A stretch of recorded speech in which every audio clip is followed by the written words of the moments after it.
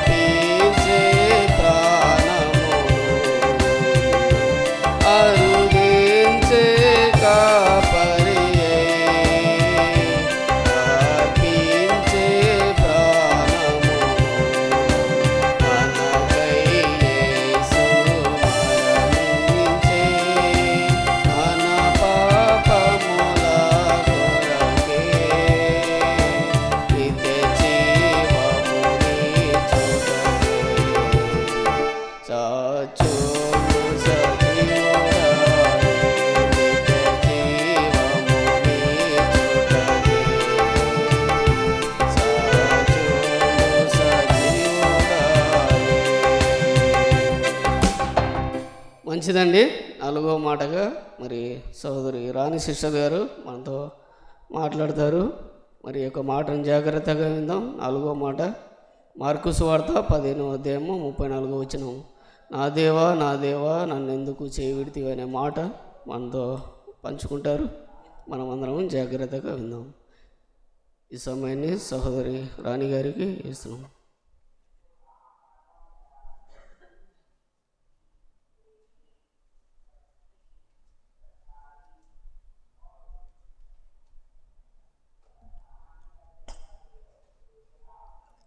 అందరికీ వందనాలండి. మొదటిగా ఈ అవకాశం ఇచ్చిన దేవుని సేవకులకి, అమ్మగారికి ప్రత్యేకమైన వందనాలు. ఇంతవరకు మనం యేసుక్రీస్తు ప్రభువారు సిలువలో పలికిన 3 మాటలను ధ్యానించుకున్నాము. 4వ మాటకు ఇప్పుడు మనం ధ్యానించుకుందాం. ఒకసారి వాక్యాన్ని చదువుకుందామండి. మత్తయి సువార్త 27వ అధ్యాయము 45వ వచనం 46వ వచనాన్ని చదువుకుందామండి. మత్తయి సువార్త 27వ అధ్యాయం 45, 46 వచనాలను చదువుకుందాము.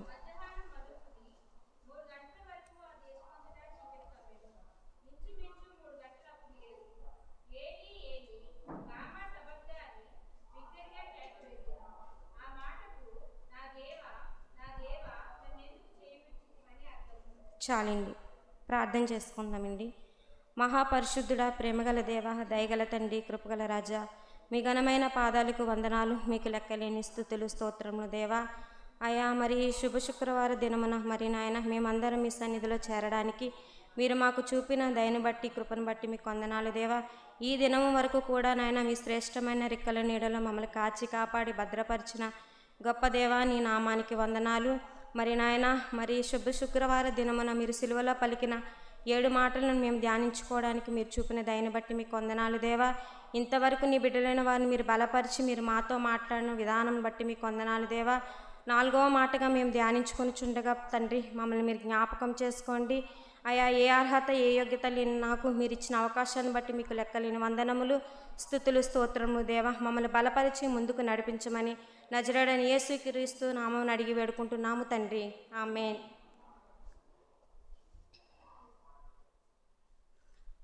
మనం మొదటిగా చూసుకున్నట్లయితే మత్తయి సువార్త 27వ అధ్యాయం 45వ వచనాన్ని ఇంకొకసారి నేను చదువుతానండి. మధ్యాహ్నం మొదలుకొని 3 గంటల వరకు ఆ దేశమంతటా చీకటి కమ్మెను. మరి యేసుక్రీస్తు ప్రభువారు సిలువ వేయడం మొదలుపెట్టిన కాడి నుంచి మరి ఆయన సిలువ పైన మరణించే వరకు కూడా ఆ దేశమంతా కూడా చీకటి కమ్ముకుందంట. ఒకసారి ఆమోసు గ్రంథం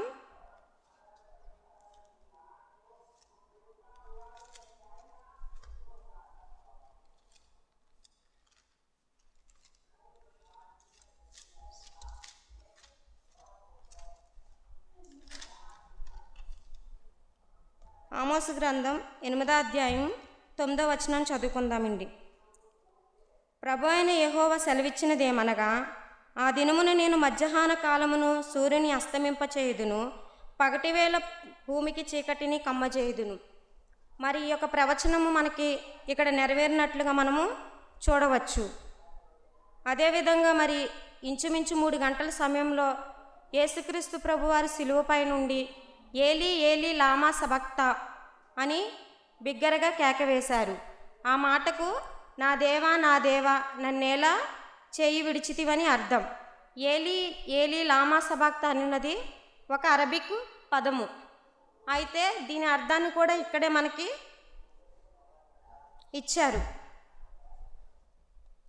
ఇదే మాట కీర్తన గ్రంథంలో మనం చూసుకున్నట్లయితే 22వ అధ్యాయము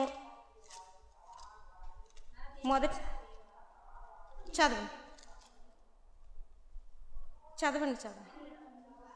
నా దేవా నా దేవా నీవు నన్ను ఎలా విడనాడితివి అంటే యేసుక్రీస్తు ప్రభువారు ఈ లోకానికి రాక మునిపే భక్తుడైన దావీదు ద్వారా ఈ యొక్క ప్రవచనం అక్కడ లిఖించబడింది. అంటే యేసుక్రీస్తు ప్రభువారు ఈ లోకానికి వస్తారని, శిలువ పైన మరి ఆయన మరణిస్తారని మనకి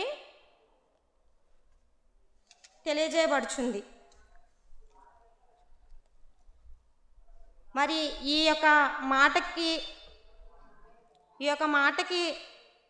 యొక్క మాట మనకి ఏం తెలియజేస్తుందంటే తండ్రి అయిన దేవునికి కుమారునికి మధ్య ఎడబాటును మనకి తెలియజేస్తుంది. ఈ మాట ఆయన ఎంతో ఆవేదనతో ఆక్రందనతో శిలువపైన పలికినట్లుగా మనము చూడవచ్చు. యేసుక్రీస్తు ప్రభువారు ఇంతవరకు పలికిన 3 మాటలు కూడా ఇతరుల గురించి పలికినవి, కానీ ఈ మాట మాత్రం ఆయన గురించి ఆయన పలికాడు. ఎందుకంటే ఆయన ఈ లోకానికి వస్తాడని మరి శిలువపైన మరణిస్తాడని ఆయనకు ముందే తెలిసినప్పటికీ కానీ తండ్రి అయిన దేవుడు తన చెయ్యి విడిచిపెట్టడం అనేది ఆయన భరించలేకపోయాడు. అది సహించలేక మరి ఆయన ఈ రకంగా తండ్రి అయిన దేవునికి విజ్ఞాపన చేసుకున్నట్లుగా మనకి ఇక్కడ కనిపిస్తుంది.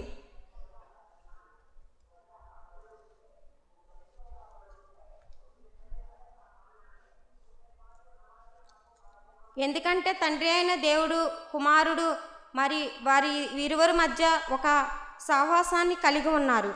మరి ఈ ఎడబాటు వలన వారి ఇద్దరి మధ్య ఉన్న ఈ సహవాసాన్ని వారు కోల్పోయారు. మరి శిలువ పైన ఆయన మరి యేసుక్రీస్తు ప్రభువారు అప్పగింపబడినది మొదలుకొని మరి ఎన్నో శ్రమలను సహించి ఎన్నో బాధలను భరించారు. మరి తన దేహమంతా చీల్చబడింది. మరి ఆయన్ని ఉమ్మివేశారు. మరి ఎన్నో రకాలుగా ఆయన్ని శ్రమ పెట్టారు, హేళన చేశారు. మరి ఇన్ని రకాలుగా ఆయన బాధ పెట్టినప్పటికీ ఆ శారీరకమైన బాధ వలన ఆయన బాధపడలేదు. కానీ తన తండ్రి అయిన దేవుడు తన చేయి విడిచాడనే తన తండ్రి అయిన దేవుడు తన చేయి విడిచి పెట్టడాన్ని మాత్రం ఆయన భరించలేక ఎంతో వేదనతో మరి ఈ మాటను పలికినట్లుగా మనము చూడవచ్చు.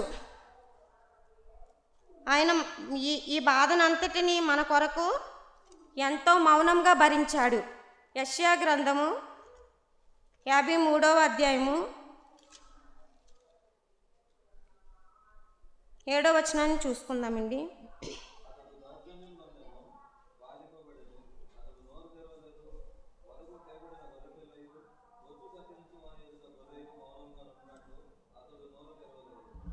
మరి ఆయన మరి ఈ రకంగా శారీరకంగా ఎంతో బాధను అనుభవిస్తున్నప్పటికీ కూడా మరి ఆయన మన పాపాల నిమిత్తం మన నిమిత్తం మరి ఆ బాధనంతటిని ఎంతో మౌనంగా ఆయన భరించాడు.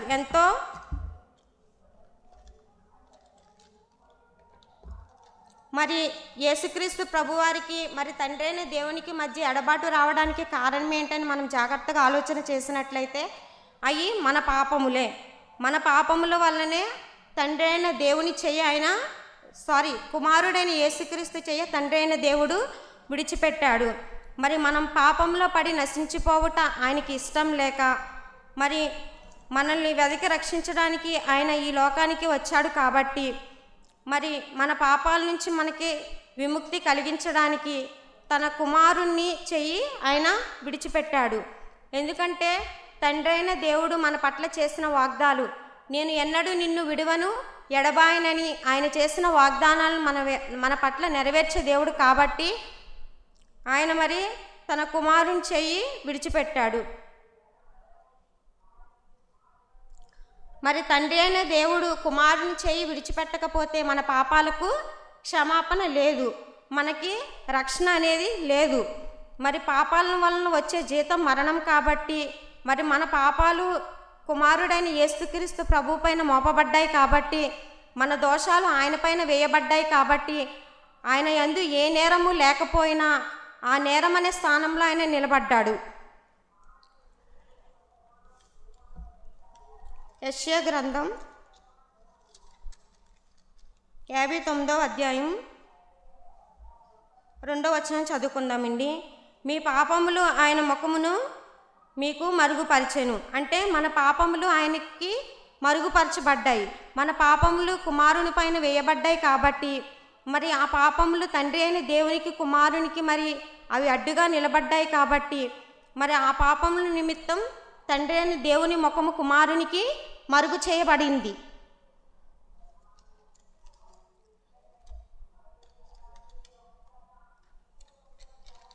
మరి యేసుక్రీస్తు ప్రభువారు తాను అప్పగింపబడక ముందు మరి గెత్సేమనే తోటలో ఆయన ఎంతో ఆవేదనతో ప్రార్థన చేసినట్లుగా మనం చూసుకోవచ్చు. మత్తయి సువార్త 26వ అధ్యాయము 39వ వచనాన్ని చదువుకుందామండి.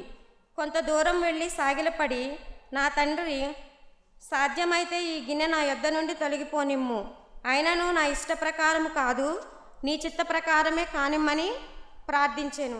అంటే తండ్రి అయిన దేవుడు ఈ లోకానికి వస్తారని, శిలువ పైన మరణిస్తారని ఆయనకి ముందే తెలుసు. కానీ ఈ యొక్క శిలువ మరణం వలన ఆయనకి తండ్రికి ఎడబాటు కలుగుతుందని ఆయన ఇక్కడ తండ్రి అయిన దేవునికి విజ్ఞాపన చేసుకున్నట్లుగా మనం చూడవచ్చు.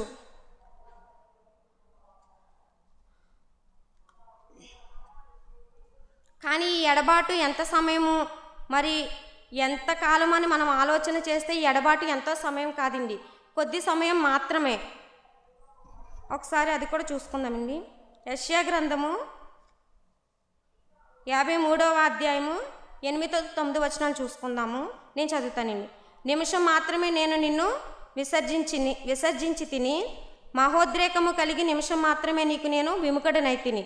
అంటే ఆ ఎడబాటు ఎంతో సమయం కాదండి, కొద్ది సమయమే.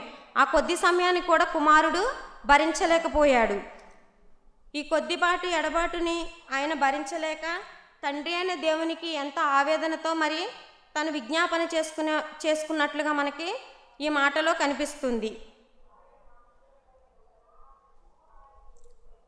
ఎందుకంటే ఆయన ఈ చెయ్యి విడిపెట్టడానికి మనమే ప్రధాన కారణం. ఎందుకంటే ఆయన లోకమును ఎంతో ప్రేమించాడు. మరి నోవాహు కాలంలో మరి ప్రజలు వాళ్ళ ఇష్టానుసారంగా మరి జీవిస్తున్నప్పుడు అక్కడ జలప్రలయం చేత మొత్తము ఆ ప్రాంతం అంతటిని దేవుడు నాశనం చేసేసాడు. కానీ అటువంటి పరిస్థితి ఇప్పుడు ఈ పరిస్థితిలో లేకుండా మనల్ని ప్రేమించాడు కాబట్టి ఆయన మరి మనల్ని ఎంతగానో మనం పాపంలో పడి నశించిపోవట ఆయనకి ఇష్టం లేక మరి ఈ యొక్క గొప్ప కార్యాన్ని ఆయన జరిగించడానికి ఆయన జరిగించాడు. కానీ మనం మాత్రం దేని విషయంలో ఎక్కువ బాధపడతామంటే మరి తండ్రి అయిన దేవుడు మరి తన కుమారుని చెయ్యి విడిచిపెట్టి మన చెయ్యి పట్టుకున్నాడండి. మరి ఆయన ఇచ్చిన చెయ్యిని మనము మరి జాగ్రత్తగా మరి ఆయనలో మనము ఉంటున్నామా, మరి ఆ ఇచ్చిన చెయ్యిని పట్టుకొని మన విశ్వాస జీవితాన్ని మనం కొనసాగిస్తున్నామా లేదా ఎప్పటికప్పుడే మనము పరిశీలన చేసుకునే వారిగా ఉండాలి. కానీ ఎక్కువగా మనం ఏ విషయాల్లో బాధపడతాము అంటే ఈ లోక సంబంధమైన విషయాల్లోనే మనము ఎక్కువగా బాధపడతాము. మనకిష్టమైన వారు ఎవరైనా కానీ, మన బంధువులు కానీ మనతో మాట్లాడకపోయినా మరి వారు మనకి దూరమైనా మనము దాన్ని భరించలేము. కానీ ఇటువంటి విషయాల్లో మనం బాధపడటం కంటే తండ్రి అయిన దేవుడు మరి మన పాపాలను సహించడానికి లోకానికి వచ్చి మరి తండ్రి అయిన దేవుడు తన కుమారుని లోకానికి పంపించి మన పాపాలను ఆయన పైన మోపి మరి మనకి రక్షణ కలుగజేశాడు. కాబట్టి ఆ విషయంలో మనము ఎక్కువగా ఆలోచన చేస్తూ మరి తండ్రి అయిన దేవునికి మనం దగ్గరగా ఉండేవారిగా మనం ఉండాలి. మనము దేవుని నిలిచి ఉన్నామని, దేవునితో కలిసి జీవిస్తున్నామని, మరి దేవునితో కలిసి సహవాసం చేస్తున్నామని మనల్ని మనం మోసపుచ్చుకునే స్థితిలో మనం ఎప్పుడు కూడా ఉండకూడదు. ఎక్కువగా మనం దేవునితో గడిపేవారిగా ఉండాలి, దేవుని సన్నిధిలో ప్రార్థించేవారిగా ఉండాలి. దేవుని చేసిన ఈ గొప్ప కార్యాన్ని మరి ఈ దినం మాత్రమే కాకుండా ప్రతి దినము దానిని మనం తలుచుకుంటూనే ఉండాలి. మన జీవితాల్లో వాటిని అన్వయించుకుంటూ మన జీవితాన్ని కొనసాగించాలి. మరి తండ్రి అయిన దేవుడు మరి ఈ లోకానికి వచ్చి ప్రభు అయిన యేసుక్రీస్తు వారు మరి ఈ లోకానికి వచ్చి మరి ఇంత గొప్ప కార్యాన్ని మరి జరిగించి మరి సిలువ పైన మరణించి ఎన్నో శ్రమలను సహించి మన కొరకు మరణించి తిరిగి లేచాడు. ఎందుకని? మన పాపాల నుంచి మనము రక్షించబడాలని. తండ్రి అయిన దేవుడు తన కుమారుని చీవి విడిచిపెట్టడం వలన మనకి ఏం కలిగిందని ఒకసారి ఆలోచన చేస్తే, గలతీ పత్రిక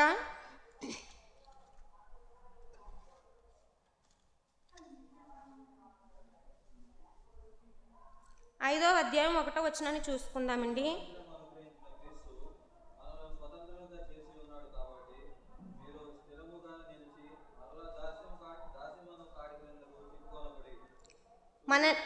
చాలండి.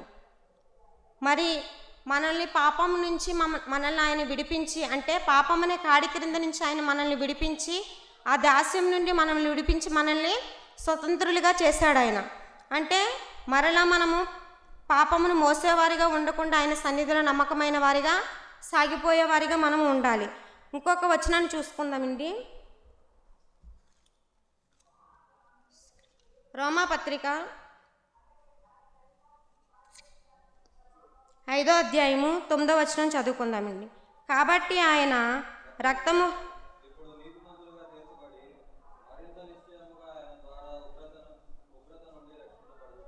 మరి యేసుక్రీస్తు ప్రభువారు సిలువపై నుండి కార్చిన ఆ రక్తమును బట్టి మనము ఆయన ఉగ్రత నుండి తప్పించబడ్డాము. మొదటిగా ఆయన మనల్ని నీతిమంతులుగా చేశాడు, రెండోదిగా ఆయన ఉగ్రత నుంచి మనల్ని విడిపించాడు.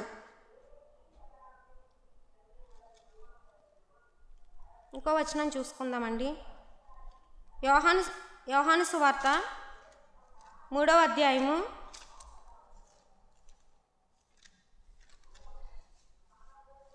3వ అధ్యాయము 16వ వచనం.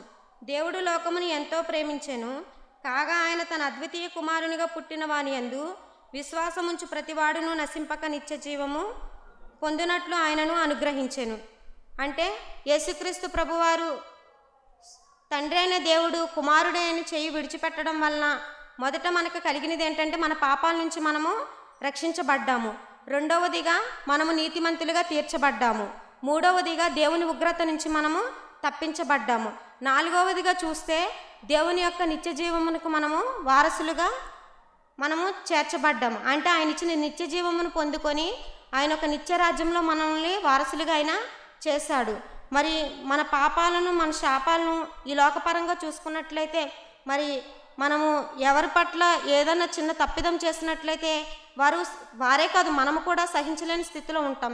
కానీ తండ్రి అయిన దేవుడు ఆ రీతిగా మనం నశించిపోవటం ఆయనకి ఇష్టం లేక మరి తన కుమారుని ఈ లోకానికి పంపించి మరి ఇన్ని శ్రమలను మన కోసం అనుభవించి మరి ఆయన సిలువ పైన మరణించి తన రక్తాన్ని కార్చి మనకై మరి మరణించి లేచిన దేవుడు యేసుక్రీస్తు ప్రభువారు చేసిన గొప్ప త్యాగాన్ని మనం ఎల్లప్పుడూ జ్ఞాపకం చేసుకుంటూ మన ఆత్మీయ జీవితంలో తండ్రి అయిన దేవునికి లోబడిన వారిగా మరి యేసుక్రీస్తు నామమునికి లోబడిన వారిగా మనం ముందుకు కొనసాగే వారిగా ఉండాలని దేవుడు కొద్ది మాటలు దీవించి ఆశీర్వదించును గాక.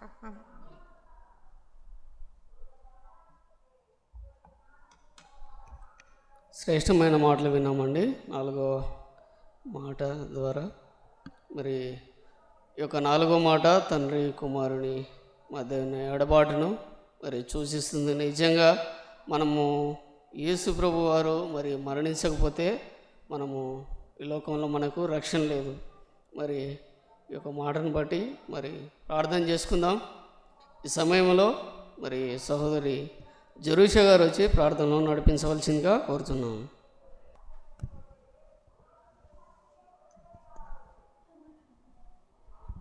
పరిశుద్ధుడా, ప్రేమగల దేవ, కృప కలిగిన మా తండ్రి, ఘనమైన పరిశుద్ధమైన నామమున కొందనాలు ప్రభువా.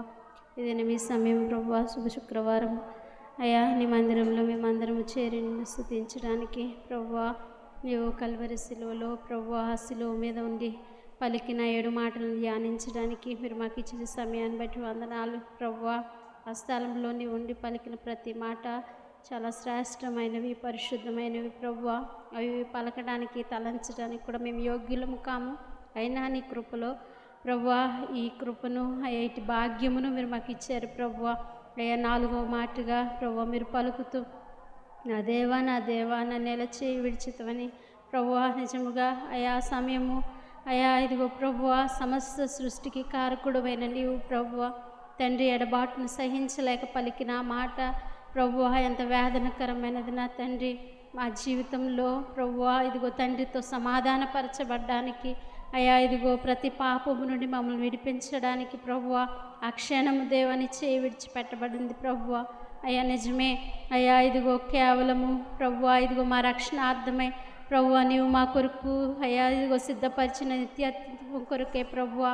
అయ్యా ప్రతి పాపం నుండి విడిపింపబడి తండ్రితో సమాధానపరచబడ్డానికి కొరకే ప్రభువా ఆ దినము చేయబడిన ఆ కార్యము అయ్యా నీవు పొందిన ఆ వేదన దేవా మేము జ్ఞాపకం చేసుకున్నప్పుడు ప్రభువా ఇదిగో నీ కొరకైన సిద్ధపాటు మేము కలిగి ఉండడానికి సహాయం దయచేయండి.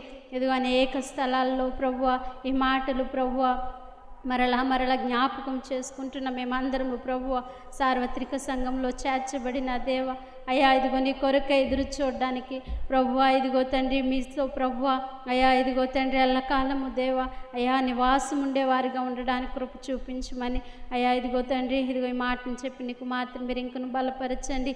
ఇంకా ప్రభువా ఇదిగో తండ్రి నిలువబడుతున్న నీ బిడ్డలు మీ ఆత్మచేత నింపి వాడుకోమని ప్రభువా ఈ పరిశుద్ధమైన దినమున ఇదిగో దేవ మా జీవితకాలం అంతా జ్ఞాపకం చేసుకుని బ్రతకడానికి కృప చూపించమని చేసిన కొద్ది మనవులు అంగీకరించి ప్రతిఫలము దయచేయమని మా ప్రభుని యేసుక్రీస్తు పరిశుద్ధ నామమున అడిగి వేడుకుంటున్న మా ప్రియ పరలోకపు తండ్రి. ఆమేన్.